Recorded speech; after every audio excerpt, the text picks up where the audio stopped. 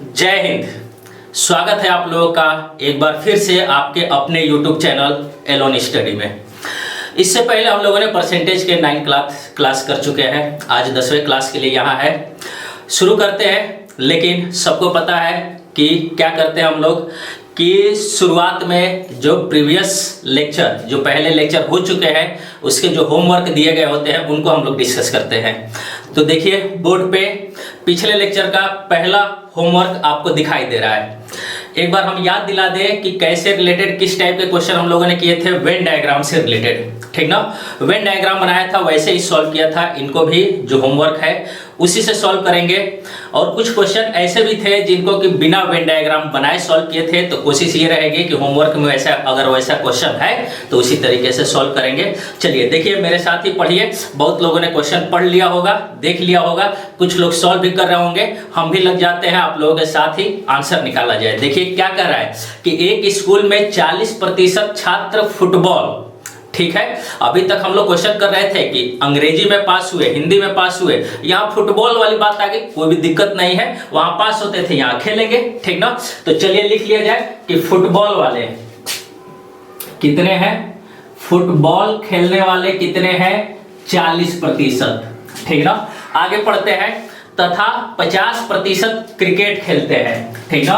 क्या कर रहा है कि क्रिकेट खेलने वाले 50% है, ठीक ना। उसके बाद कह रहा है कि यदि 18% छात्र दोनों में से कोई खेल नहीं खेलते हैं, भैया ये खेलने वाले हैं, ये खेलने वाले हैं। और खेलने वाले हैं तो हम कहें कि न खेलने वाले कितने हैं, दिया गया है न खेलने वाले कितने प्रतिशत दिया गया है आपको, 18%। तो इसका मतलब है कि जो खेलने वाले टोटल होंगे वो कितने होंगे, 100 में से 18 घटाइए, कितना हो गया, 20 घटाते तो 80, 2 जोड़ देंगे 82%। मतलब खेलने वाले टोटल 82% होने चाहिए, लेकिन यहाँ पे हमें कितने दिखाई दे रहे हैं, 90%। इसका मतलब कि भैया कुछ ज्यादा है। और कितने ज्यादा है, 82%। और जो ज्यादा होते हैं वो दोनों में होते हैं, है ना। यानी कि दोनों खेलने वाले,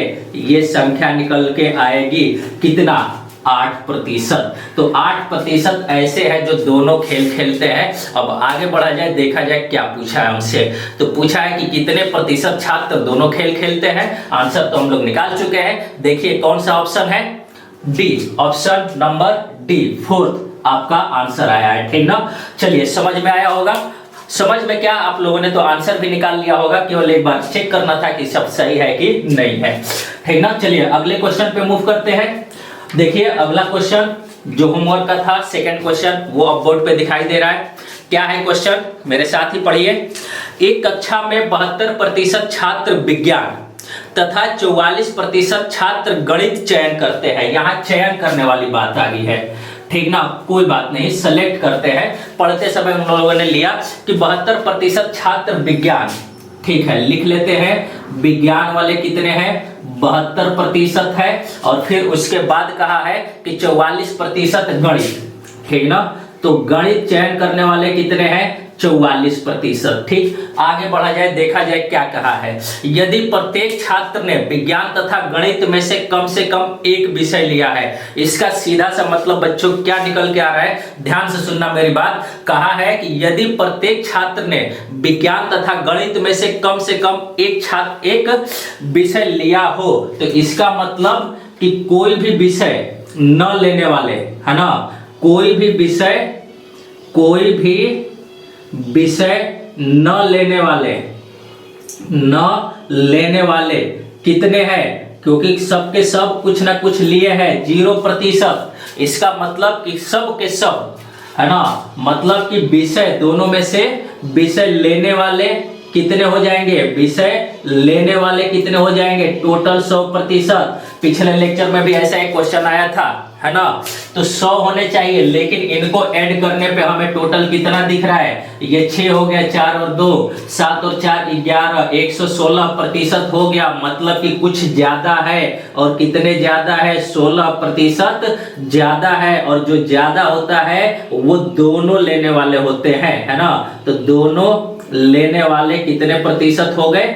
आपके 16%। नाउ आगे चला जाए, क्या कहा है? फिर कहा है कि और 40 छात्रों ने दोनों विषय लिए हो।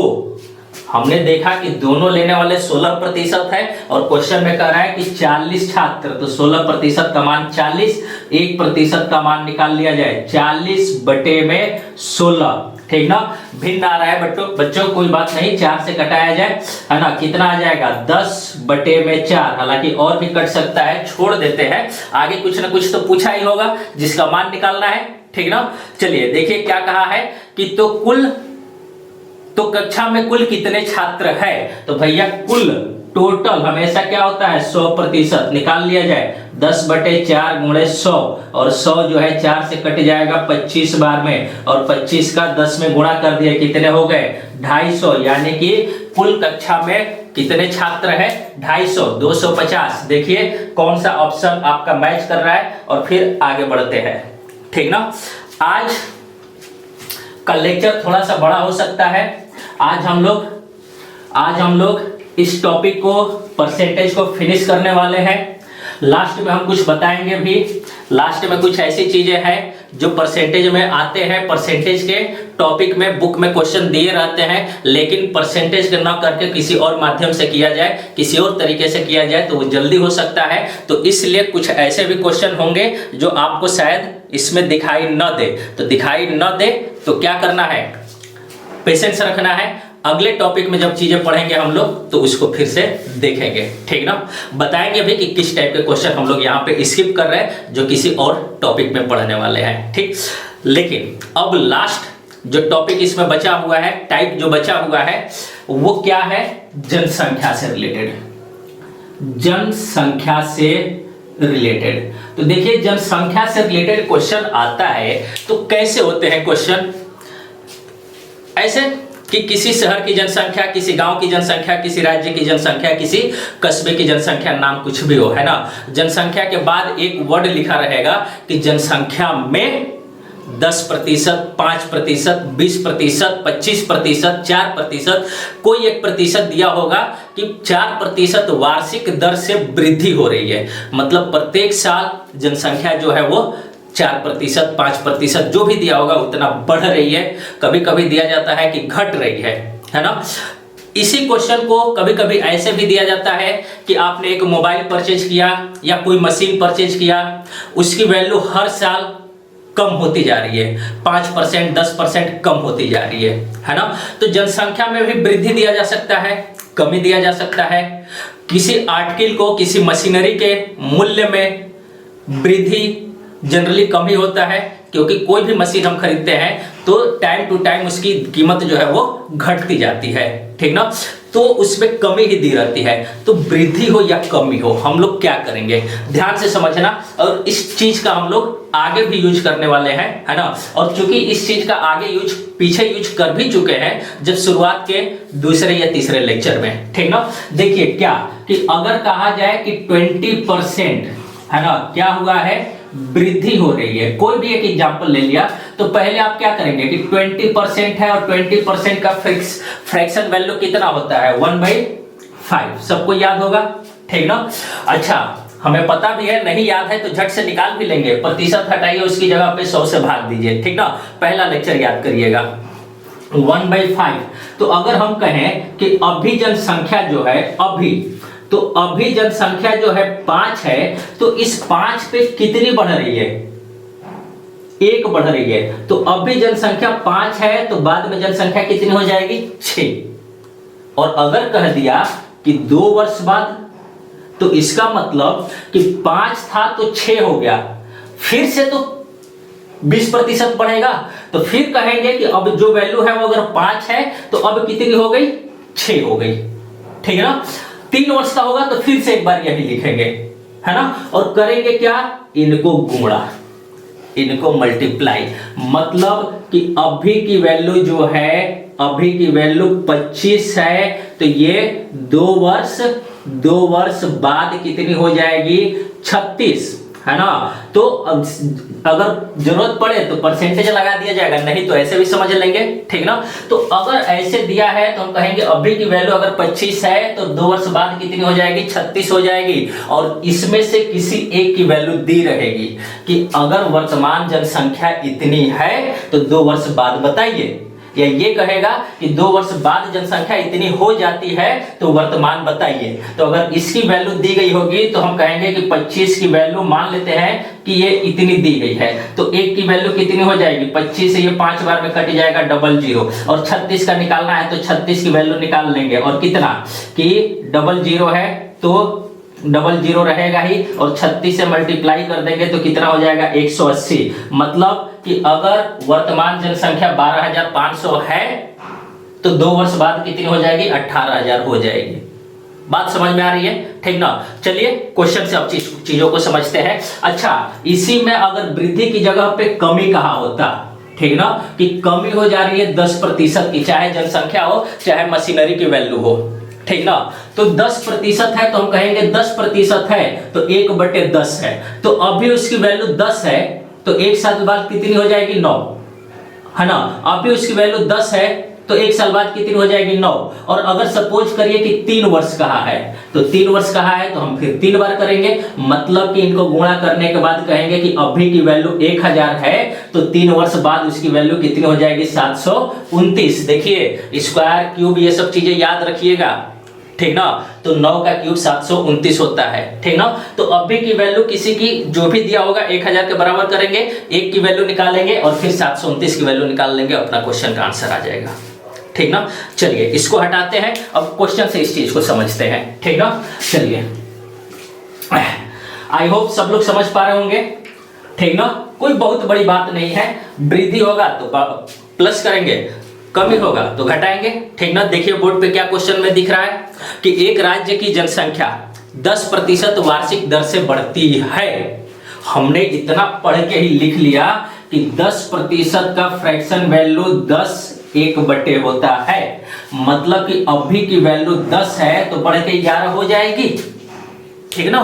बस आगे चलते हैं। यदि 1998 में राज्य की जनसंख्या 18 लाख थी तो 2000 में जनसंख्या कितनी होगी, तो अब यहां पे देखा जाए, है ना। और उसके बाद ब्रैकेट में लिखा है लाखों में, मतलब कि लाख में ही हमें आंसर देना है, ठीक ना। चलिए कोई बात नहीं, अपना आंसर आएगा और एकदम बखूबी आएगा, ठीक ना। तो देखिए 98 से 99, है ना, यहाँ लिख दे रहे हैं आप लोगों की सहूलियत के लिए। हालांकि आप लोग ऐसे मौखिक भी काउंट कर सकते हैं। 1998 से 1999 हुआ और फिर 1999 से 2000 हुआ, ठीक ना।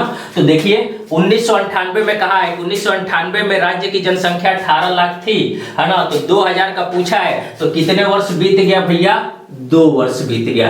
तो हम 2 वर्ष का दिख रहा है, मतलब समय डायरेक्ट नहीं दिया है, इनडायरेक्ट दिया है। तो 2 वर्ष के लिए निकालेंगे तो फिर से 10 था तो 11 हो गया, मतलब कि पहले वैल्यू इसकी 100 थी तो अब कितनी हो गई, 121 हो गई। अच्छा बच्चों, कभी कभी वृद्धि पूछ लेता है या कमी पूछ लेता है, तो ध्यान रखना कि 100 थी 121 हो गई, है ना। और अगर वृद्धि पूछे कि कितनी जनसंख्या बढ़ गई तो हम बताएंगे कि भैया जनसंख्या 100 से 180 हो गई, मतलब वृद्धि कितनी हुई, 21% की वृद्धि हुई है। क्लियर ना, हाँ ठीक ना। में भी क्वेश्चन में मिल सकता है तो ध्यान रखना, ठीक ना।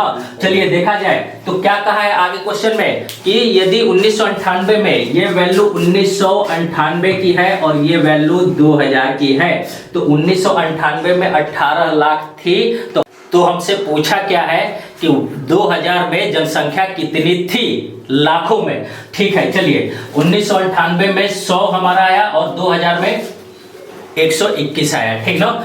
तो ये 100 की वैल्यू जो है ये कितनी दी गई है, 18, लेकिन लाखों में दिया गया है तो हम भी लाखों में लिख लेते हैं, 21, दहाई, सैकड़ा, हजार, 10,000, लाख, ठीक ना। तो एक की वैल्यू कितनी होगी, 2 जीरो से 2 जीरो कट गया, मतलब 18 पे 2 जीरो कट गया, 3 जीरो बच गया। और हमसे पूछा है कि 2000 में, तो 2000 में देखिए आपकी वैल्यू कितनी है, 121 ना, 121 की वैल्यू निकाल लिया जाए तो ये 18 पे 3 जीरो और गुणे 121 इक्वल क्या आ रहा है, ये 3 जीरो तो 3 जीरो रह जाएगा, ठीक ना। अब 18 का, और देखो बच्चों पहाड़ा वहाड़ा याद रखना है ना। अब यहाँ आके रुकना नहीं है, 1 सेकंड भी हाल्ट नहीं लेना है, छट से 18 एकम 18 हासिल 1, 18 दूना 36 और 1 37, 18 एकम 18 और 3 21। देखिए कितना हो गया, इक्याई दहाई सैकड़ा हजार 10,000 लाख 10 लाख 21 लाख 78,000, जो कि इस तरीके से न देके लाख में पूछा है तो 21.78 लाख हो जाएगा। और देखिए कोई ऑप्शन आपको दिख रहा है इसमें, बिल्कुल कौन सा ऑप्शन दिख रहा है, ऑप्शन नंबर बी 21.78, ठीक ना। समझ में आया होगा, खूब समझ में आया होगा सबको, है ना। चलिए बढ़ते हैं अगले क्वेश्चन की तरफ। इसको तब तक हम इरेज कर रहे हैं, रफ कर रहे हैं, आप लोग क्वेश्चन पढ़िए। देखिए क्वेश्चन क्या इसी तरीके से रिलेटेड है, बिल्कुल। एक गांव की जनसंख्या 10% वार्षिक दर से घटती है, ये क्वेश्चन ध्यान रखना, बताया है अभी अभी हमने, है ना। तो यहाँ पे कहा है कि 10% की दर से, और 10% का 1/10 होता है ना। मतलब कि पहले जनसंख्या 10 थी तो 1 घट के 9 हो गई, है ना। अब देखा जाए कितने साल के लिए दिया है, ठीक ना। तो कहा है कि दर से घटती है, यदि गांव की वर्तमान जनसंख्या 4000 हो तो 2 वर्ष बाद कितनी होगी, 2 वर्ष की बात कही गई है। टी का मान कितना, 2 वर्ष बच्चों, ठीक ना। तो देखिए 10 था फिर 9 हो गया, कितना 10 100 था तो कितना हो गया, 81 हो गया। मतलब पहले जनसंख्या 100 थी तो अब 81 हो गई, क्योंकि घट रही है, ठीक ना। और कहा है कि वर्तमान जनसंख्या अगर 4000 है तो 2 वर्ष बाद, तो 2 वर्ष बाद इतनी हो जाएगी। तो 100 की वैल्यू किसके इक्वल कर दे हम, 4000 के इक्वल कर दे। देखिए बहुत ही आसान सा क्वेश्चन होता है ये सब, ठीक ना। कितना आ गया 40, तो 2 वर्ष बाद कितने का, 81 का मान निकालेंगे। सब लोग समझ में आ रहा है, ठीक ना। अब पूरा भरपूर लिखने की आवश्यकता नहीं है कि हम लिखें कि ये वर्तमान है, ये 2 साल बाद है। सब लोग समझ ही रहे हैं कि ये वर्तमान का है और ये 2 साल बाद का है, ठीक ना। ठीक, 81 का मान निकाल लिया जाए तो 1 का मान 40, इसमें 81 से गुणा कर देंगे, 1 जीरो रहेगा, 4 का 1 में 4 और 4 8 है 32। देखिए 32 40 कोई ऑप्शन मिलेगा, जरूर मिल रहा होगा। कौन सा ऑप्शन है, डी वाला, ठीक ना। एकदम हम लोग फ्लो में आ गए हैं बच्चों, और फ्लो में आ गए हैं तो अब खटाखट सारे क्वेश्चन निकालते चलेंगे। देखिए अगला क्वेश्चन क्या दिख रहा है कि एक कस्बे की जनसंख्या, ठीक है, इस बार जनसंख्या दे दी गई है, हम भी लिख लेते हैं कि जनसंख्या जो है वो कितना दिया गया है, 64 पे देखिए कितने जीरो दिए गए हैं आपको, 3 जीरो दिए गए हैं, ठीक ना। तो 64,000 है। प्रतिवर्ष 10% की दर से निरंतर वृद्धि हो रही है, और 10% का 1/10 है। 10 था तो बढ़ के कितना हो जाएगा, 10 में 1 बढ़ेगा 11 हो जाएगा, है ना। अब बस समय की आवश्यकता है कि कई बार हमें ये काम करना है, ठीक ना। तो 3 वर्ष बाद जनसंख्या में कुल कितनी वृद्धि हुई, दिमाग खोल कर रखेंगे सब लोग, है ना। ये ना कि एक ही ढर्रे पे भागते रहें, क्वेश्चन क्या पूछा है ये भी देखना है, छोटा सा चेंज कर देता है, ठीक ना। अभी सब लोग जानते हैं कि भारत के प्रधानमंत्री फलना है, क्वेश्चन में क्या पूछ लिया जाता है कि भारत के प्रधानमंत्री, आप क्वेश्चन पूरा पढ़े ही नहीं और फलना लगा दिए कि ये है वो है, जो भी वर्तमान प्रधानमंत्री होगा उसका नाम रख देंगे आप, है ना। लेकिन आगे जब पढ़ेंगे तो पूछा रहेगा कि भारत के प्रधानमंत्री नहीं है, वो नहीं पे जा ही नहीं पाते, तो क्वेश्चन पूरा पढ़ा करिए, नहीं तो जानते हुए चीजें फिर गलत कर जाते हैं हम लोग, ठीक ना। तो देखिए 10 था 11 हो गया, और 2 नहीं 3 वर्ष बाद कहा है, तो इसको हम लोग कितनी बार लिखे, 3 बार लिखे। इसकी वैल्यू कितनी हो गई, 1000 अगर वर्तमान में है तो 3 वर्ष बाद कितना हो जाएगा, 11 का 3 बार गुणा 11 का क्यूब, और लिखा है हम लोगों ने कितना, याद है कितने के बराबर, 1331, ठीक ना। और ध्यान रखना कि इस बार वृद्धि पूछा है ना। अभी मैंने पिछले क्वेश्चन में ये डिस्कस भी किया है। चलिए देखा जाए अब क्या कह रहा है कि यदि वर्तमान जनसंख्या 64,000 है, अपना कितना आया 1000, 1000 का मान किसके बराबर है, 64,000 के बराबर है। 1 का मान आपका निकल के आ गया कितना, 64 के बराबर। और ध्यान रहे कि ये नहीं पूछा है कि 3 वर्ष बाद जनसंख्या कितनी हो जाएगी, पूछा ये है कि 3 वर्ष बाद जनसंख्या में कुल कितनी वृद्धि हुई। तो देखिए 1000 से 1300 31 हो गया। तो भैया वृद्धि कितने की हुई है? 331 की वृद्धि हुई है। खट से 1331 का मत निकाल लेना, वृद्धि केवल 331 की हुई है, तो आप 331 का निकालिए और 64 में किससे गुणा कर देंगे? 331 से, ठीक ना। चलिए 64 का ही पहाड़ा पढ़ा जाए, देखा जाए कैसे। कॉन्फिडेंस रखिए अपने ऊपर, है ना। आता होता नहीं है, हमें भी नहीं आता है, मुझे भी 20 तक ही याद है, लेकिन कैपेबिलिटी रखिए, है ना। मेरे साथ बने रहिए और देखिए कैसे हम 64 का पहाड़ा पढ़ लेते हैं। कोई बड़ा थोड़े ना है, छोटा सा ही तो है। तो 64 का 1 गुना, 64 है कम, 64 का 4 हासिल 6, है ना। इससे भागना नहीं है कि गुणा कौन करेगा, अरे हम ही करना है ना, हमें ही करना है। देखिए अब 64 का 3 गुना नहीं पता तो क्या करें? 60 का 3 गुना पता है ना, तो 60 का 3 गुना 180, 4 का 3 गुना 12, 180 और 12 192, 192 और 6 198, और 198 का 8 लिख लिया, हासिल गया 19। बच्चों देखिए ऐसा नहीं है कि बहुत बड़ा तोहफा है ना, चला नहीं पाएंगे, बहुत ही छोटी चीज है, ठीक ना। बस अपने ऊपर विश्वास रखिए। फिर 64 का 3 गुना 192 आया था, फिर से 192 में 19 जोड़ दीजिए आप, कितना हो गया? 9 2 11, 9 और 1 10 और 1 11, ये 2 कितना आ गया? 211। और 64 पहले से ही है। देखिए कोई ऑप्शन में आपको दिख रहा है ऐसा? बिल्कुल ऑप्शन नंबर बी, ठीक ना। और मैं आपको बता दूं कि ये क्वेश्चन जो है ये इसलिए दिया गया है ताकि आप गलती करके आइए, और मैं नहीं कर रहा हूं, आप लोग अभी अभी चेक कर लेना। अगर आपने 1331 की वैल्यू निकाली तो वो भी आपको ऑप्शन में मिलेगा, वो भी आपको ऑप्शन में मिलेगा। देखिए 2184 64,000 में आप जोड़ के देखिए, आपको डी वाला ऑप्शन मिलेगा। मतलब पूरा प्रबंध किया गया है कि सब कंसेप्ट जानते हुए भी आप गलती करें, है ना। गलती से बचना है, अपने आप को सुधार लाना है, क्वेश्चन पूरा पढ़ना है कि हमें क्या बताना है, हमसे क्या पूछा गया है, ठीक ना। चलिए आगे बढ़ते हैं, अगले क्वेश्चन पे चलते हैं। अगला क्वेश्चन क्या है देखा जाए, बोर्ड पे दिख रहा होगा। इस बार मशीन का नाम लिया गया है, और मशीन का नाम आएगा तो मन में अपने आप ही सोच लेना कि इस बार वैल्यू कम हो रही होगी, ठीक ना। लेकिन जरूरी नहीं है, क्वेश्चन में कहा है कि बढ़ रही है तो हमें बढ़ाना है। ऐसा नहीं कि हम कहेंगे कि नहीं मशीन की वैल्यू तो हमेशा कम ही होती है तो अब बढ़ा क्यों रहे, जितना कहा गया है हम उतना ही करेंगे, ठीक ना। एक मशीन का मूल्य प्रतिवर्ष 20% कम हो जाता है। जैसे ही 20% हमने लिखा, इनकी वैल्यू फ्रैक्शन भिन्न हमें याद आया कितना? 1/5। तो हम कहेंगे कि अगर इनकी वैल्यू 5 है, और देखिए क्वेश्चन में क्या कहा है कि कम होता है, तो हम भी 5 में से 1 कम करके कितना कहेंगे? 4। अब समय का देखा जाए क्या कहा है, यदि मशीन 62,500 रुपए में खरीदी गई हो, ठीक है, क्रय मूल्य दिया है, खरीदी कब गई है? शुरुआत में, उसकी वैल्यू कम होकर 4 हो जाएगी। अगर और भी साल बीते हैं तो और भी कम होगी, ठीक ना। देखा जाए तो तीसरे वर्ष के अंत में उसका मूल्य क्या होगा? 3 वर्ष की बात की गई है, ये 5 ये 4, ये 5 ये 4, कितना हो गया? 5 का क्यूब 125, 4 का क्यूब 64। भैया अगर उसकी खरीदते समय वैल्यू 125 थी तो 3 साल बाद कितनी हो गई? 64। लेकिन क्वेश्चन में कहा है कि खरीदी गई है कितने में? 62,500 में। तो हम कहेंगे 125 की वैल्यू जो है ये 62,500 है। और अगर आप लोग ध्यान से देखेंगे तो इससे ये कट रहा होगा कहीं ना कहीं, है ना। तो 1 का मान निकाल लिया जाए तो देखिए 12 5 60 और 5 5 25, कितनी बार में? 5 बार में कट जा रहा है, 0 0, ठीक ना। देन उसके बाद हमसे पूछा है 64 की वैल्यू, तो 64 की वैल्यू निकाल लीजिए। 1 का 500 है तो गुणे 64, कितना हो गया? 2 0 तो लगाए ही, और 5 का 64 में गुणा करेंगे, ठीक ना, कितना हो जाएगा? 320। देखिए कोई ऑप्शन में आपको 32,000 दिख रहा है, और बिल्कुल कौन सा ऑप्शन दिख रहा है बेटा? सी, ठीक ना। चलिए तो ये है इस टाइप के क्वेश्चन, है ना।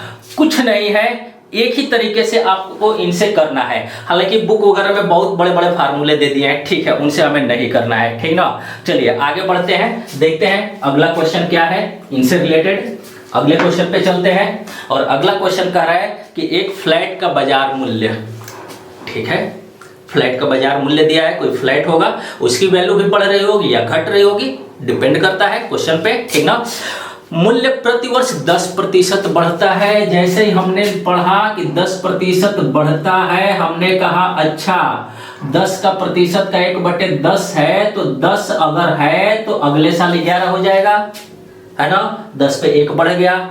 ठीक, क्या कहा है, वर्तमान मूल्य इतना है, दिया है एक बड़ा सा नंबर, कोई दिक्कत नहीं है, भयभीत नहीं होना है इस सब क्वेश्चनों से, है ना। वो जोड़ घटा के नाप तोल की चीजें दी रहती है ना, ये नहीं कि बड़ा नंबर दे दिया हम कर नहीं पाएंगे, नहीं, आगे बढ़िए।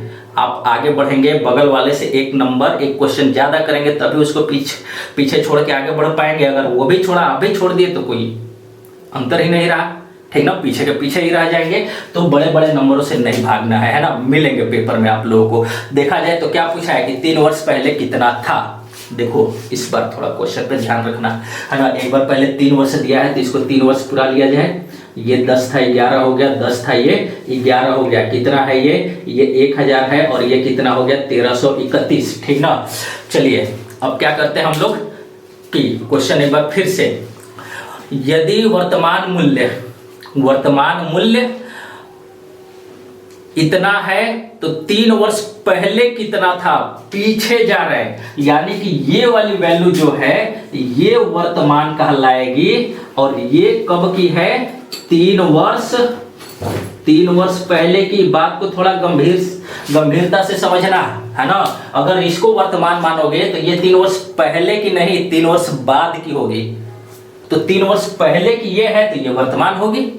बात क्लियर ना। चलिए अब देखा जाए कि वर्तमान मूल्य दिया है, हमने तो 1331 निकाला, लेकिन क्वेश्चन में कितना दिया है, 1996,500 लिख लेते हैं। 1996,500 बेटा, इससे नहीं डरना है ना। भाग दे देना, ये नाप जोख के दिए होंगे, ये सारी संख्याएं ना नाप जोख के दी जाती है। किससे भाग देना है, 1331 से। आप इसके 2 अंक देखिए, इसके 2 अंक देखिए, कितनी बार जा सकता है, 13 का 19 में 1 बार जाएगा ना। चलिए भाग दिया जाए, एक बार भाग दिया हमने, 1331 आ गया, ये घटाए ये 5 आ गया, 9 में से 3 घटाए 6 आ गया, 6 आ गया, ये 0 हो गया, और 5 वाली संख्या नीचे आ जाएगी, है ना। फिर से आप इसके 2 अंक देखिए, इसके 2 अंक देखिए, है ना। क्या है, 13 पचे 65, मतलब कहीं ना कहीं 5 बार जाएगा। नाप जोख की चीजें दी जाती है, ठीक ना। चलिए 5 से इसमें गुणा करते हैं, 5 एकम 5, 5 3 15, 5 3 15 और 1 16, 5 एकम 5 और 1 6, देखिए कट गया, और 2 0 है, 2 0 यहाँ लगा दीजिए, मतलब 1% का मान, 1 का मान कितना हो गया, 1500 के इक्वल हो गया। अब पूछा जाए, देखा जाए क्या पूछा है, 3 वर्ष पहले, तो 3 वर्ष पहले कितना है, 1000 का मान निकाल लीजिए, कितना है ये 1500 में 1000 से गुणा करिए, और 15 पे 2 0 ये 3 0 ये, टोटल कितने 5 0। देखिए कोई ऐसा ऑप्शन आपको दिख रहा है, बिल्कुल ऐसा ऑप्शन कौन सा है बेटा, देखो सब लोग, सी, ऑप्शन नंबर सी। और सब के सब नंबर थोड़े से क्लोज दिए गए हैं, लेकिन अपना आंसर कौन सा आया, सी। बात समझ में आ रही होगी। तो मेरे हिसाब से ये जो जनसंख्या से रिलेटेड क्वेश्चन है कि प्रत्येक साल इतना बढ़ता है, प्रत्येक साल इतना घटता है, इस टाइप के क्वेश्चन आपको समझ में आए होंगे, ठीक ना। अब हम लोग चलते हैं, कुछ मिसलेनियस क्वेश्चन करते हैं, विविध, जो एक साथ मिले हुए हो, मतलब इस टाइप के जो छूटे हुए हैं ना, छोटे छोटे टाइप के जो क्वेश्चन मिलते हैं, ठीक ना। कोई कंसेप्ट बनेगा उसी टाइम हम लोग बनाएंगे, और उसी टाइम उसको सॉल्व कर लिया जाएगा, ठीक ना। चलिए क्वेश्चन से स्टार्ट करते हैं। देखिए बोर्ड पे आपको क्वेश्चन दिख रहा होगा, क्या दिख रहा है कि चावल के मूल्य में 20% की कमी हो जाने पर एक व्यक्ति 2700 रुपये में 9 किलोग्राम चावल ज्यादा खरीद पाता है। अच्छा, ज्यादा का मतलब कि हमें ये नहीं पता कि वो पहले कितना खरीदता था। पहले जितना भी खरीदता था 2700 रुपये में चावल, वो अब 9 केजी ज्यादा खरीद रहा है। क्यों? क्योंकि उसकी जो प्राइस है, मूल्य है, 20% कम हो गया, ठीक ना। मतलब जितना रुपया लेके वो मार्केट पहले जाता था उतना ही लेके गया, और इस बार 9 केजी चावल ज्यादा लेके आया, ठीक ना।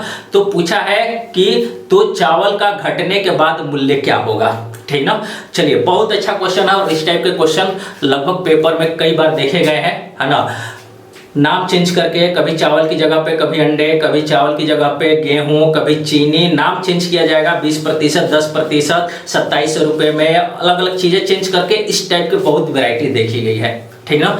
तो पहले समझिए कि अगर हम लोग मान लें कि 2700 रुपये में वो पहले कितना x केजी चावल खरीदता था, कितना चावल खरीदता था, x केजी, ये हम लोगों ने माना, हमें नहीं पता कि वो कितना खरीदता था, ठीक ना।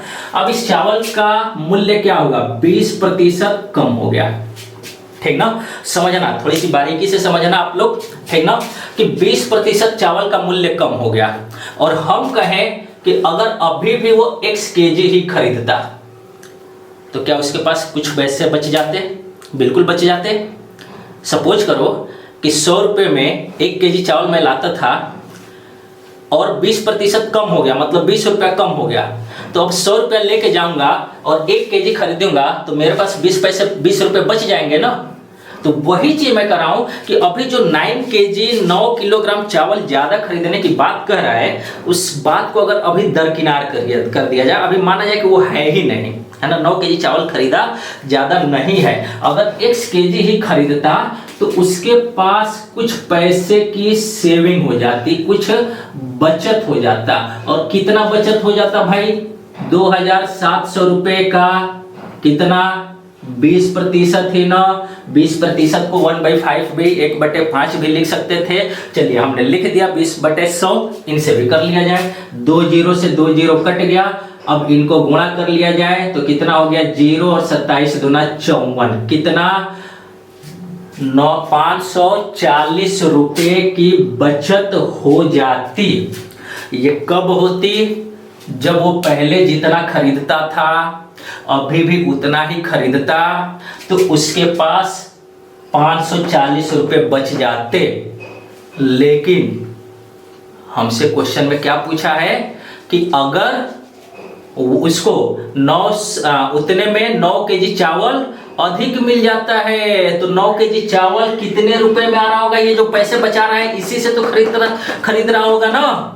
मतलब कि वो पैसे 9 बचा के इतने में ही 9 केजी चावल खरीद लिया। तो भैया 1 केजी कितने में खरीदा, 9 से भाग दे दिए, 540 में 9 से भाग दे दीजिए, मतलब 1 केजी का मूल्य कितना रुपया हो गया, 9 से कट गया 60 रुपए। मतलब 1 केजी चावल का मूल्य कितना है, 60 रुपए। और ये कब का है, अब का, मतलब कि घटने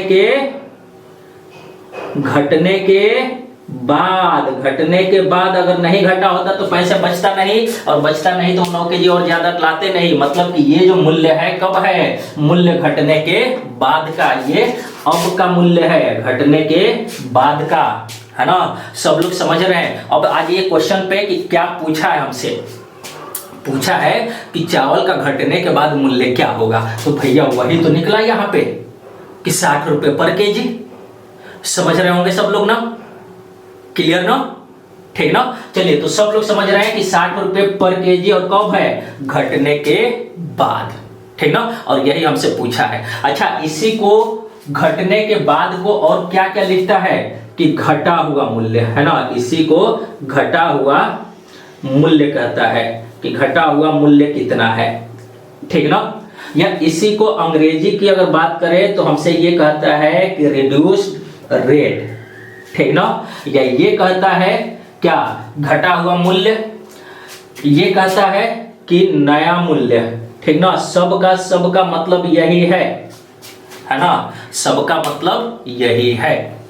अच्छा, ये तो क्वेश्चन इसकी बात हो गई, ऑप्शन नंबर सी अपना आंसर भी आ गया, ठीक ना।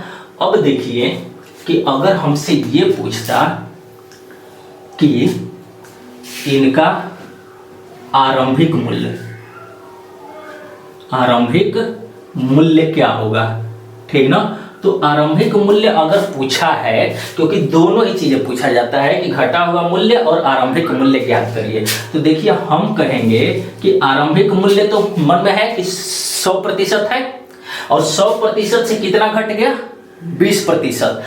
तो नया मूल्य कितना हुआ, नया मूल्य 80% हुआ, नया मूल्य 80% हुआ। लेकिन हमें पता है कि नया मूल्य कितना रुपया है, 60 रुपया, तो 80% का मान 60 है, 1% का मान हम निकाल लें, है ना। एकदम समझ में आ रहा होगा सबको, कितना 60/80, और आरंभिक मूल्य का मतलब कि 100%, आरंभिक मूल्य का मतलब 100%, 100% का मान निकाल लो 60/80 गुणे 100, ठीक ना।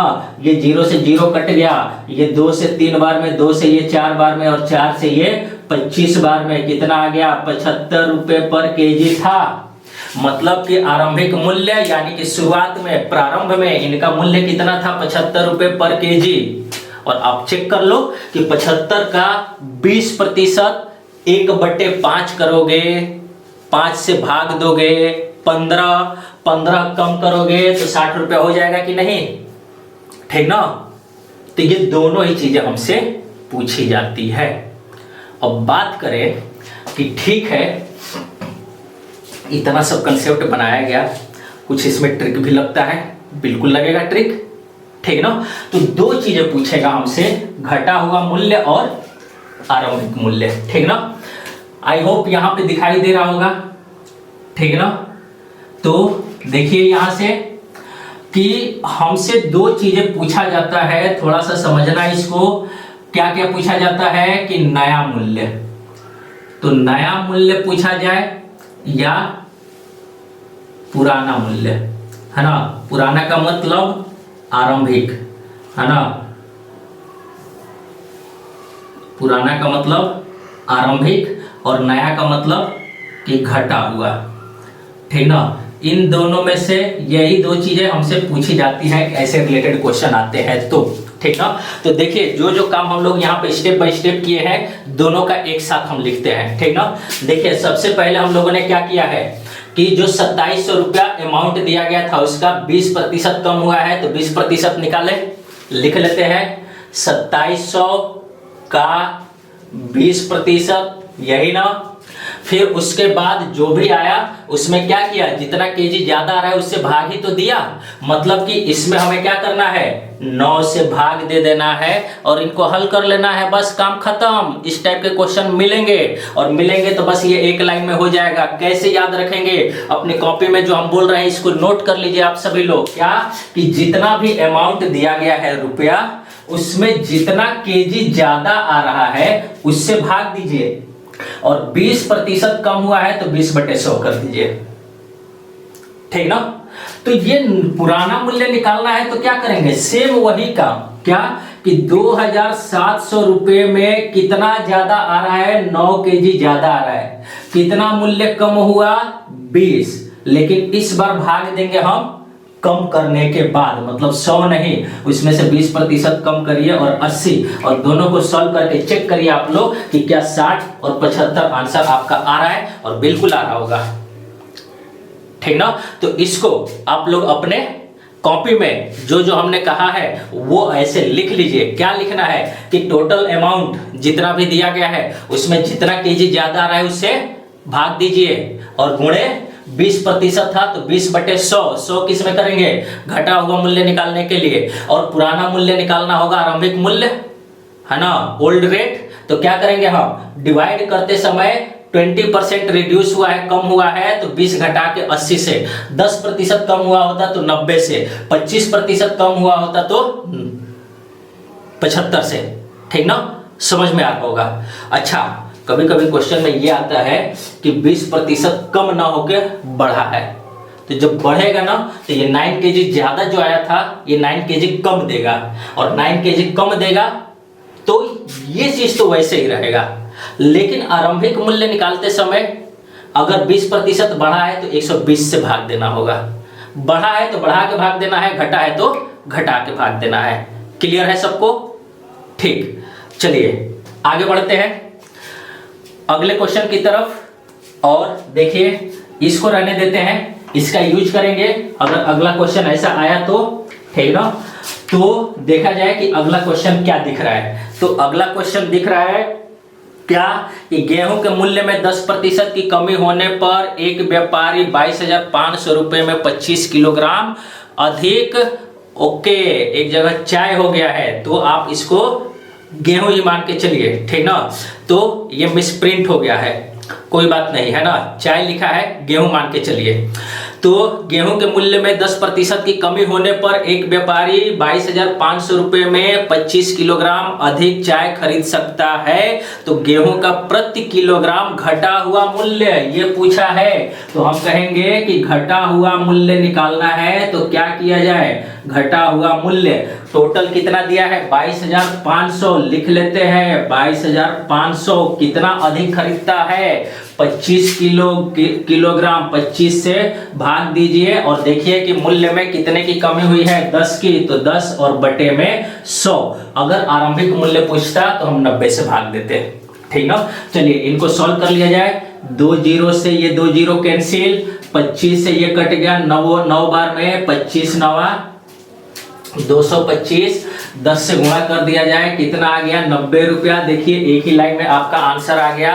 और क्या कोई ऐसा ऑप्शन है, बिल्कुल ऐसा ऑप्शन हमें दिख रहा है, कौन सा, सी। आई होप सब लोग समझ पाए होंगे, ठीक ना। अगर यही क्वेश्चन हमसे पूछता क्या कि आप पुराना मूल्य बताइए, तो भैया पुराना मूल्य निकालने के लिए आप क्या करते हैं कि 22,500 है और इसमें कितना केजी 25 और गुणे 10, लेकिन इस बार 10% कम हुआ है तो 10 कम करके और भाग देते और तब सॉल्व करते। तो इस बार 25 से इनको कटाएंगे तो 9 और 2 जीरो है तो 2 जीरो, 90 से ये 10 बार में और 10 का 10 में गुणा किए तो 100, मतलब कि उनका पुराना मूल्य कितना था 100 रुपए पर केजी था। खूब समझ में आ रहा होगा सबको, है ना। आप लोगों के चेहरे की मुस्कुराहट हमें महसूस हो रहा है, ठीक ना, कि अरे अब इस टाइप के क्वेश्चन को तो हम यूं निकाल देंगे, ठीक है। चलिए बढ़ते हैं अगले क्वेश्चन की तरफ। बेटा देखा जाए, चूंकि हमने कहा है कि ये मिसलेनियस क्वेश्चन है, अदर टाइप के क्वेश्चन जो भी है, जो एक एक क्वेश्चन ऐसे बन जाते हैं, उन सब के बारे में हम लोग बात कर रहे हैं। तो देखिए अगला क्वेश्चन क्या कहा है, थोड़ा सा देखने में बड़ा है लेकिन इससे भयभीत नहीं होना है। देखिए क्या दिया है कि किसी परिवार में चावल, मछली तथा तेल पर किए जाने वाले व्यय 12, 17, 3 के अनुपात में है। इतना लिख लिया जाए। करने का तरीका आप लोग भी यही अपनाएं, एक लाइन पढ़िए, उसके डेटा को अपनी कॉपी में लिख लीजिए, है ना। तो क्या क्या है, चावल, ठीक ना, और मछली, ठीक है, और ये तेल। अच्छा क्वेश्चन से तो लग रहा है कि ये कहानी बंगाल की है ना। बंगाल में चावल, मछली और तेल चलता है ज़्यादातर, ठीक ना। वहाँ के लोग बहुत खाते हैं, मछली बहुत खाते हैं। मछली पे क्या खाते हैं, किस पे मछली खाते हैं, चावल पे, और मछली किस में बनेगी, तेल में बनेगी, ठीक ना। चलिए आगे बढ़ते हैं। किस अनुपात में दिया गया है, 12, 17 और 3 के अनुपात में है। मतलब कि अगर चावल पे 12 रुपए का व्यय होता है, व्यय यानी कि खर्च, तो अगर चावल पे 12 रुपए का खर्च होता है तो मछली पे 17 रुपए का और तेल पे 3 रुपए का, तो टोटल खर्च देखिए कितना है। अच्छा बहुत क्वेश्चन में हम लोगों ने 1200, 1700, 300 भी कर दिया है, वो भी कर लेंगे तो बेटर है, कर लिया जाए, ठीक। चलिए बहुत लोग कह रहे हैं कर लिया जाए, तो कर लिया जाए। तो इसको हम 1200 अगर कह दे और इसको 1700 कह दे तो इसको 300 कर देंगे, ठीक ना। बस बात वही है, 2 जीरो इसलिए बढ़ गया ताकि कैलकुलेशन अपना थोड़ा आसान हो जाए, ठीक ना। चलिए 17 और 3 20, 20 10 30 और 2 32, कितने 3200 रुपए। मतलब कि टोटल व्यय उस परिवार का कितना है 3200 रुपए। अब आगे बढ़ा जाए, कहा है इन वस्तुओं के मूल्य में क्रमशः 20%, 30% तथा 50% की वृद्धि हो जाती है, तो परिवार के इन वस्तुओं पर किए जाने वाले व्यय में कुल कितनी वृद्धि हो जाएगी। और ऑप्शन देखिए सब प्रतिशत में दिया है, तो हम लोग निकाल ले यहां से कितनी, कि उनके पर वृद्धि कितने की हुई है। तो देखिए इस 1200 का कितना क्रमशः दिया है, मतलब उसी सीक्वेंस में, ठीक ना। 20% निकाल लेते हैं इनका, 20% कितना हो जाएगा, 2 जीरो से 2 जीरो, 12 दूना 24, 240 रुपया यहाँ पे व्यय हो रहा है, व्यय में वृद्धि हुई है। इस पे कितना दिया है 30%, निकाला जाए 1700 का 30%, 30 बटे में 100, 2 जीरो कैंसिल, 17 तिया 51, 510 हो गया, और प्लस मछली पर कितना कर रहा है 50%। अच्छा 50% का फ्रैक्शन भिन्न 1/2 होता है, आधा, आधा कितना 150।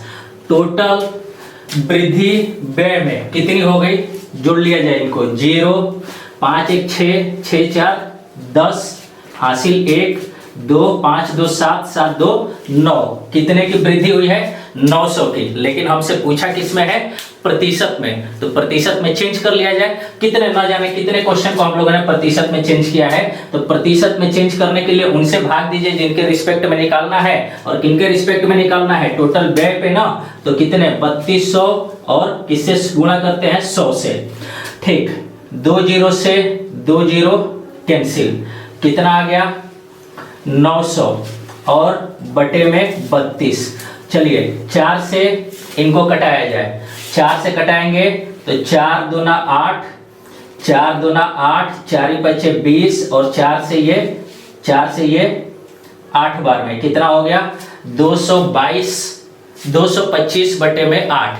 कोई ऑप्शन ऐसा है? नहीं। तो इनको फर्दर सॉल्व किया जाए, कितना हो गया? 8 से भाग दिया जाए, 8 दूना 16, 8 दूना 16 घटाएंगे 6 4 28 64, 1 बटे 8%। देखिए 28 सही 1/8% है, बिल्कुल ऑप्शन नंबर डी।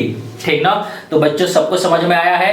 चलते हैं अगले क्वेश्चन पे। देखिए अब अगला क्वेश्चन बोर्ड पे आपको दिख रहा होगा। जब तक हम इसको मिटा रहे हैं आप लोग क्वेश्चन पढ़िए। देखिए अब कैसा क्वेश्चन आया है, बहुत ही अच्छा क्वेश्चन, छोटा है लेकिन अच्छा क्वेश्चन। क्या कह रहा है कि एक कार्यालय में कर्मचारियों का होना चाहिए, क लिख गया है, 40% महिलाएं हैं। ठीक ना? अच्छा, टोटल कर्मचारी, तो टोटल कर्मचारी अगर हम कहें कि 100% है या 100 है ना, 100% या 100, ठीक ना?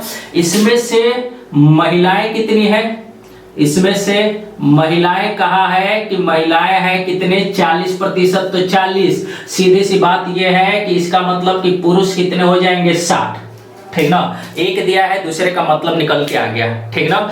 चलिए, कहा है कि 70% महिला कर्मचारी और 50% पुरुष कर्मचारी विवाहित है। तो आप देखिए कि इनमें से जो विवाहित है वो 70%, कितने? विवाहित। तो विवाहित की वैल्यू निकाल ले, कितना? 40 का 70, 7 चौके 28, कितने? 28। इसका मतलब कि अविवाहित कितने हो जाएंगे? है ना? कितने? 70 टोटल थे, सॉरी 40 थे, इसमें से 28 विवाहित है। तो कितने विवाहित नहीं है? 28 को घटा दिया जाए, कितना आ गया? 12 के बराबर। पुरुषों में कितने प्रतिशत कहा है? और 50% पुरुष, तो 50% का मतलब कि आधा। तो विवाहित कितने हैं? विवाहित है 50% यानी कि 30, और अविवाहित कितने हैं? 50% यानी कि 30। ठीक ना? अब देखा जाए सबकी संख्या निकल चुकी है। कहा है कि कार्यालय में अविवाहित कर्मचारी का मतलब कि जिसमें महिला और पुरुष दोनों हो। तो देखिए अविवाहित की संख्या कितनी है? टोटल 42। तो 42 है, लेकिन हमसे किस में पूछा है? प्रतिशत में। तो निकाल लिया जाए कि प्रतिशत में कितना है? 42। कितने पे? 100 पे। तो भैया 100 पे कोई भी संख्या उतना ही प्रतिशत के इक्वल होती है, मतलब 42 के इक्वल आया। और कौन सा ऑप्शन दिख रहा है हमें? Option number D. ठीक ना? चलिए आगे बढ़ते हैं अगले क्वेश्चन पे। देखिए बोर्ड पे अगला क्वेश्चन अब दिख रहा होगा। ठीक ना? अगला क्वेश्चन क्या कह रहा है, पढ़िए सब लोग। एक परीक्षा में कुल 120 प्रश्न है। बहुत ही अच्छा क्वेश्चन। एक परीक्षा में कुल 120 प्रश्न है। एक विद्यार्थी पहले 60 प्रश्न में से 65% सही करता है। थोड़ा सा ध्यान रखिए, ठीक ना? टोटल प्रश्न कितने हैं? टोटल प्रश्न है 120। ठीक ना? कहा है कि एक विद्यार्थी पहले 60, इसमें से दो भागों में डिवाइड कर दिया है ना? पहले 60 और फिर उसके बाद जो सॉल्व किया होगा 60, या हो सकता है कि फर्दर डिवाइड किया गया होगा। 60 प्रश्न में से 65% सही करता है, मतलब कि इस 60 में से 65%, 60 का 65% निकाल लेंगे, हमें पता चल जाएगा कितना सही किया है उसने। ठीक ना? अगले 60 प्रश्न में कितना प्रतिशत सही करे कि उसका कुल 75% प्रश्न सही हो जाए। ठीक ना? तो इनको एक इक्वेशन भी बना सकते हैं, या पहले ये देखा जाए कि पहले 60 में, तो पहले 60 में कितना सही किया उसने? तो भैया 60 का 65%, देखिए सब लोग पढ़िए, क्या ये चीज सही जा रहे हैं हम लोग? बिल्कुल सही जा रहे होंगे। क्वेश्चन में कहा है कि 65%, 5 से ये कट गया 13 बार में, 5 से ये 2 बार में, 2 से ये 3 बार में, 13 तिया 39, मतलब कि टोटल कितने सही प्रश्न किए उसने? 39 प्रश्न सही किए होंगे, ठीक ना। फिर पूछा है कि अगले 60 में कितने करें। हमें नहीं पता कि अगले 60 में वो कितना करे, ठीक है, इस पे आएंगे, ठीक ना। आगे बढ़ा जाए, देखा जाए क्या कहा है। तो अगले 60 में कितना प्रतिशत सही करे कि उसका कुल 75% प्रश्न सही हो जाए, और कुल कितना दिया है? कुल 120, तो 120 का 75%, चलिए 75/100 भी लिख लेते हैं, अदरवाइज 3/4 भी लिखेंगे तो काम चलेगा, ठीक ना। चलिए 0 से 0 कैंसिल हो गया, 5 से ये 15 बार में, 5 से ये 2 बार में, 2 से ये 6 बार में, 15 छक्के 90, मतलब कि कुल 90 सही होने चाहिए, और पहले 60 में उसके 39 सही हो चुके हैं, तो अगले 60 में उसके कितने सही होने चाहिए? कुल प्रश्न में 90 सही होने चाहिए थे, और उसने पहले वाले में 39 कर लिया है, यानी कि कितना? 40 घटा देते तो 50 और 1 51 सही करने पड़ेंगे। लेकिन हमसे प्रश्न नहीं पूछा है, प्रतिशत में पूछा है, तो इनको चेंज कर लिया जाए। तो 51 सही करना होगा, कितने में से?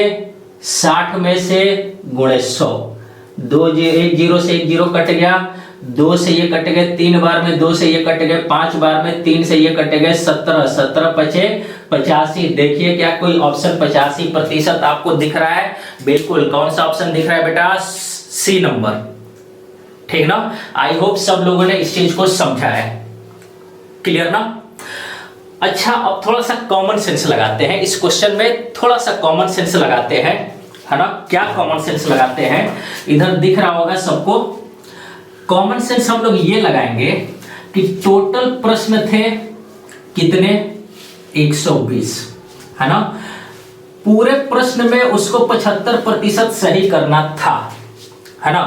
टोटल 75% सही करना था। इसमें से पहले 60 प्रश्न में उसने कितने? 65% सही किए। दूसरे 60 में भी कितने सही किए पूछा है हमसे, ठीक ना। तो इसमें 65% सही किए, और इसमें पूछा है कितने, ताकि टोटल में 75% हो जाए, ठीक ना।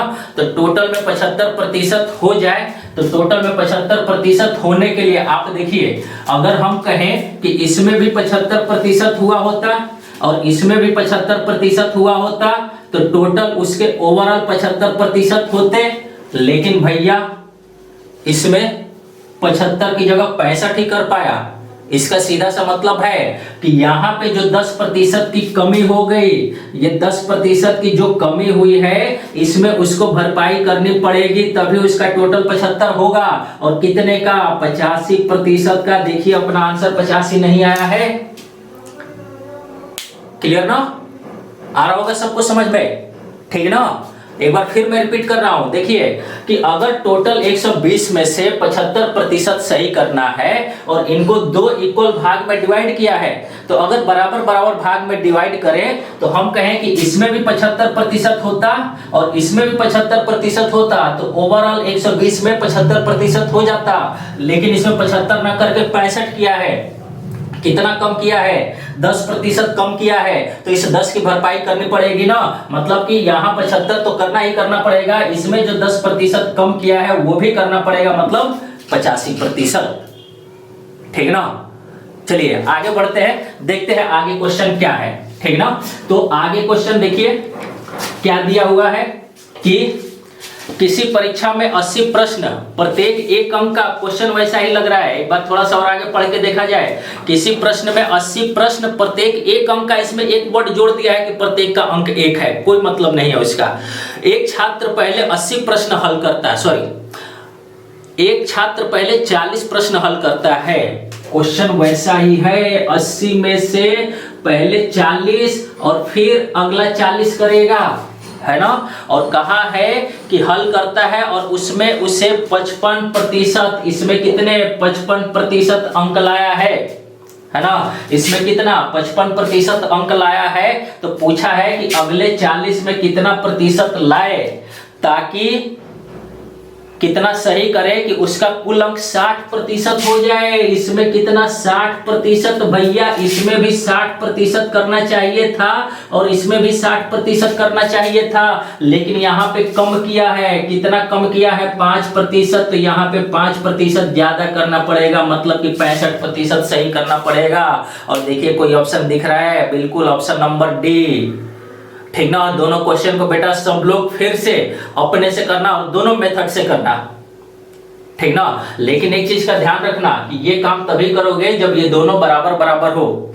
अगर बराबर बराबर नहीं है तो जो पहला मेथड था उसी से करेंगे, ठीक ना। और लगभग ये क्वेश्चन बराबर बराबर ही आता है, ठीक ना। चलिए बढ़ते हैं अगले क्वेश्चन की तरफ। देखिए अगले क्वेश्चन में क्या कहा है, क्या कहा है कि किसी शहर में 40% शिक्षित है तथा 60% गरीब। मतलब दो इंफॉर्मेशन एक ही लाइन में दे दिया है, ठीक है ना। देखिए अगर हम कहें कि अगर पूरा शहर की जनसंख्या जो है, शहर की जनसंख्या अगर ये 100 है, ठीक ना, तो इसमें कहा है कि 40% अशिक्षित है। अशिक्षित की बात की गई है, अशिक्षित की बात की गई है। तो अगर 400 में से 40% शिक्षित है तो अशिक्षित है, तो शिक्षित कितने होंगे ये हमें पता चल जाएगा, है ना। कितने? पूरे जनसंख्या में 60%, 100 में से 40% अशिक्षित है, इसका मतलब कि 60% लोग शिक्षित है, तो 40 अगर अशिक्षित है तो 60 शिक्षित हो गए। फिर उसी में कहा है तथा 60% गरीब है, मतलब कि दो इंफॉर्मेशन दी गई है ना। यहाँ पे गरीब की बात की गई है, तो गरीब कितने हैं फिर से एक बार देख लिया जाए, 60%। तो 60 अगर गरीब है, इसका मतलब कि जो अमीर लोग होंगे, जो धनिक होंगे, है ना, ये लोग कितने होंगे? 40। क्लियर? देखा जाए कहा है कि धनी व्यक्तियों में से 10% अशिक्षित है। इन धनी व्यक्तियों में से अशिक्षित कितने लोग हैं? 10%। और 10% आप 40 का निकालोगे तो कितना आएगा? 4। मतलब 4 लोग अशिक्षित है, किसमें? धनिक वाले में, ठीक ना। तो पूछा क्या है कि गरीब व्यक्तियों में कितने अशिक्षित है, तो भैया टोटल अशिक्षित लोग 40 है। और इसमें से अमीर वाले लोग जो है, धनी व्यक्तियों में से 4 लोग अगर अशिक्षित है, तो इनमें से अशिक्षित लोग कितने होंगे? 40 में से 4 घटाइए, कितने? 36। मतलब 36 लोग अशिक्षित है। और हमसे पूछा है कि प्रतिशत में बताइए, तो भैया 36 है और कितने में? 100 में। तो 100 में प्रतिशत भी उतना ही होता है, यानी कि 36%। देखिए क्या अपना आंसर मैच कर रहा है कोई? बिल्कुल पहला वाला ऑप्शन मैच कर रहा है, ठीक ना। तो इस तरीके से हम लोगों ने आज प्रतिशत के सिलेबस को खत्म किया है। लेकिन शुरुआत में, बीच में शायद, या शुरुआत में हमने कहा था क्या कि एक टॉपिक इसमें रह गया है, जिस टाइप के क्वेश्चन हम लोग प्रतिशत में न करके किसी दूसरे टॉपिक में करेंगे। और वो कौन सा क्वेश्चन है? मिक्सचर वाले। 40% दूध है, 40% दूध है तो 60% पानी है, कितना पानी मिलाया जाए, कितना दूध मिलाया जाए, वगैरह वगैरह। तो वो प्रतिशत से करना थोड़ा सा कठिन होता है, बड़ा होता है। लेकिन वही क्वेश्चन जब मिक्सचर एलिगेशन के माध्यम से करते हैं तो आसान होता है। तो उस टाइप के क्वेश्चन जो प्रतिशत के बुक में दिए रहते हैं, उनको हम लोग क्या करेंगे कि मिक्सचर जब पढ़ेंगे, मिक्सचर एंड एलिगेशन, मिश्रण जब पढ़ेंगे उस समय करेंगे, ठीक ना। तो आज ऑफिशियली हम लोगों ने परसेंटेज के टॉपिक को फिनिश किया है। और आप लोगों से आग्रह करूंगा कि आप लोग हमारे चैनल को लाइक करिए, सब्सक्राइब करिए, ठीक ना। बहुत ही ज़्यादा इसको शेयर करिए और लोगों तक पहुंचाइए। वीडियो अच्छा लगा है, आई होप कि एकदम अच्छा लगा है, इसमें कोई डाउट नहीं है। तो इसको स्प्रेड करिए, फैलाइए, लोगों तक पहुंचाइए, ताकि इसका लाभ और भी लोग ले सके। Okay, thank you. मिलते हैं अगले लेक्चर में अगले टॉपिक के साथ, और अगला टॉपिक होगा profit and loss. Okay, thank you, bye bye, take care, धन्यवाद।